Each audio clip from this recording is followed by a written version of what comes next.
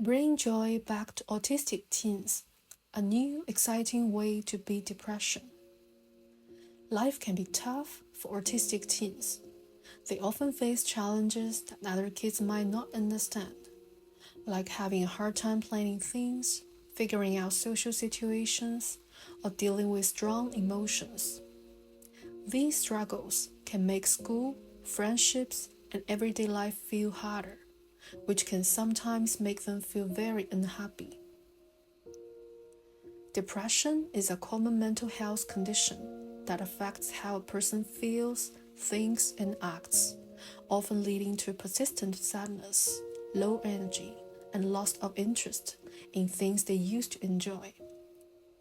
Sadly, about 1 in 10 autistic teens experience depression.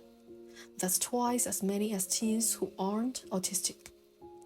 And if they don't get help early, their depression can get worse as they grow up. But here's the problem. There aren't many treatments out there that are specifically designed to help autistic teens with depression. A team of researchers, led by Mohammed and colleagues from King's College London, wanted to find a new way to help autistic teens with depression to improve their mood and make life a little easier for them. The researchers tested a type of therapy called behavioral activation on autistic teens with depression. BA is a type of therapy that helps people feel better by doing things they enjoy. It starts with small steps, like easy activities. For example, they can start with a hobby they used to like, take a short walk outside, or set a simple goal for the week. Think about it. When people feel depressed, they often stop doing fun things. But this can make them feel even worse.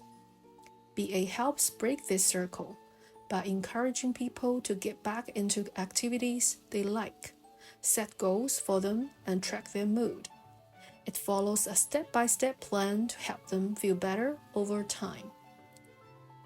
Unlike some therapies that require a lot of talking about feelings or changing how people think, which can sometimes be very difficult for autistic teens, BA focuses on actions. This makes it easier to get started, making it a great fit for them. One of the coolest things about this study was that the BA therapy was done entirely online. Instead of traveling to a therapist's office, teens could attend therapy from their homes through video calls. This made it easier and more comfortable for them without adding extra stress to their daily lives. Another cool thing is that the researchers designed the program by working with autistic teens and therapists together. Before the therapy started, researchers talked with some autistic teens and therapists to share ideas and collect feedback. They wanted to make sure the therapy could actually fit autistic teens according to their unique challenges and needs. Here's what they did to make the program awesome. Teens could choose session times that worked best for them. Teens and therapists spent extra time at the beginning to get to know each other and build a good connection. Teens could do activities that match their interests. For example, if a teen loves drawing, activities could focus on art projects. If they enjoy spending time with friends, therapy might help them plan social activities. Teens start with easy activities, which gradually got harder to reduce stress and build confidence. Parents join the therapy to provide support and help teens use what they learn in real life. All the efforts were to answer two main questions. Do teens like the online BA therapy, and can they complete it? Can this therapy be used with more people in the future? These questions matter because earlier studies show that BA helps non-autistic people, and online therapy has been useful for autistic people. This study helps researchers see if online BA therapy really works for autistic teens and if it can be a practical option for more people in the future. 7 autistic teens, 5 boys and 2 girls, ages 13 to 17, took part in the study. They were all facing challenges with depression. Each teen and their parents had 12 one-on-one video sessions with a therapist. Each session lasted about an hour, but allowing flexibility based on teens' needs. During these sessions, teens learn about depression and how it affects them, set personal goals for things they wanted to do or feel better about, track their mood and daily activities to see what helped them feel better, plan fun and meaningful activities to improve their mood. Apart from those, therapists would offer extra lessons for teens who wanted to learn more about emotional regulation skills, problem-solving strategies, breaking unhelpful habits linked to depression. To track the progress, each teen got a Fitbit device to track their daily steps and activity levels. They also fill out surveys about their depressive mood and anxiety levels before, during, and after the program. Anxiety is a feeling of worry, nervousness, or fear that can be intense or persistent, often making it hard to concentrate, sleep, or go about daily life, even when there's no clear danger. To track anxiety level is very important because anxiety and depression often go hand in hand. Parents also fill out surveys to give feedback on how their child's mood changed. Big question: did it work?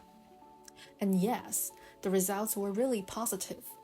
6 out of 7 teens completed the entire program, showing that teens liked BA, and BA is doable for autistic teens, even online. Most teens attend nearly all 12 sessions, showing again that they were interested and willing to stick with it. All of them said it was a positive experience and would recommend it to others.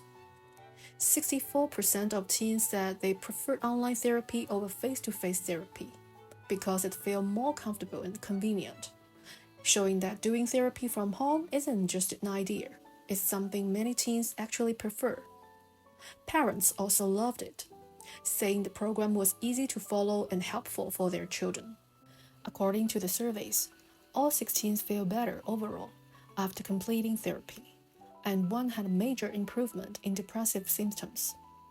4 out of 6 teens showed improvements in anxiety. These outcomes show that this online-based therapy was not only practical and well received by autistic teens, but also helped improve their moods. It worked well because it was co-designed with teens and therapists, offered flexible online sessions, and was tested in real-life settings, making it both effective and easy to enjoy. Despite these strengths, the study also has some limitations and some key areas for improvement. Only a few teens joined the study, so it's hard to know if the results would be the same for more people. There wasn't a second group to compare with, so we can't say for sure if the therapy worked better than doing nothing or trying something else. Some teens felt better, but not everyone saw big changes, especially for depression, so the effects weren't the same for all. The teens who took part may have been more eager or ready to try therapy, which means the results might not show how it would work for teens who need more support. Parents noticed more improvement than the teens did, because it's sometimes hard for autistic teens to talk about their feelings. Future research should find better ways to hear directly from them. Some teens forgot to wear their Fitbits, so the activity data wasn't very useful. Researchers may need better ways to track activity in the future. Some teens had trouble keeping track to their mood and activity between sessions. Researchers suggest that using apps or other digital tools could make it easier in the future. Overall, this study is a big step forward in finding a therapy that really works for autistic teens. It brought a potential option to bring joy back into the lives of autistic teens who are suffering from depression.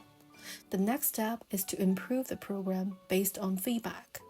Thanks to all the teens, parents, therapists, and researchers who made this work possible and brought hope for the future. The study was generously supported by the Bailey Thomas Charitable Fund, the NIHR Senior Investigator Award, and NIHR Biomedical Research Center, and the authors declared no potential conflicts of interest related to the research, authorship, or publication of this article.